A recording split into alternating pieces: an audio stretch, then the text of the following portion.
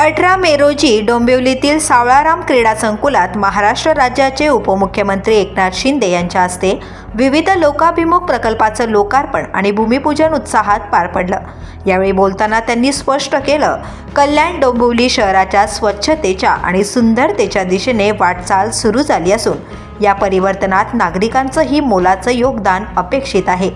पंतप्रधान नरेंद्र मोदी यांनी सुरू केलेल्या स्वच्छ भारत अभियानाचा संदर्भ देत शिंदे म्हणाले, मी मुख्यमंत्री असताना डीप क्लीन ड्राईव्ह सारखा उपक्रम राबवला होता। स्वच्छता असे जिथे आरोग्य वसे तिथे हे तत्वच आपल्या शहराच्या विकासाची खरी दिशा ठरू शकतं। उपमुख्यमंत्र्यांनी दिलेल्या ग्वाहीनुसार विकासासाठी निधीची कमतरता भासू दिली जाणार नाही। त्यावेळी त्यांनी आयुक्त अभिनव गोयल यांच्या कार्यपद्धतीचंही विशेष कौतुक केलं। कार्यक्रमात आमदार रवींद्र चव्हाण यांनी नागरिकांना स्वच्छतेचं पालन करण्याचं आवाहन केलं, तर खासदार डॉक्टर श्रीकांत शिंदे यांनी महापालिकेच्या उपक्रमात स्थानिक कामगारांचा समावेश करून त्यांना रोजगार देण्याचा महत्त्वाचा मुद्दा उपस्थित केला। सावळाराम क्रीडा संकुलात एलिव्हेटेड स्टेडियम उभारण्यात येणार असल्याचंही त्यांनी जाहीर केलं। महापालिका आयुक्त अभिनव गोयल यांनी आपल्या प्रास्ताविकात महापालिका सर्वांगीण विकासासाठी कटिबद्ध असल्याचं सांगत नागरिकांचं सहकार्यही तितकंच महत्त्वाचं असल्याचं नमूद केलं।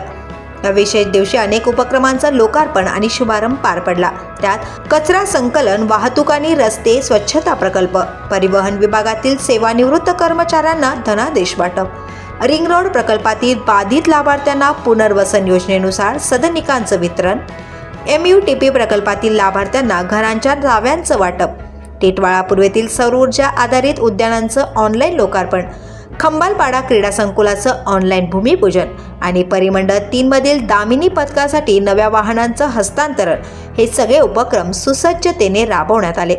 कार्यक्रमाच्या अखेरीस उपमुख्यमंत्री शिंदे आणि अन्य मान्यवरांच्या हस्ते स्वच्छता उपक्रमासाठी नव्या वाहनांना हिरवा झेंडा दाखवण्यात आला।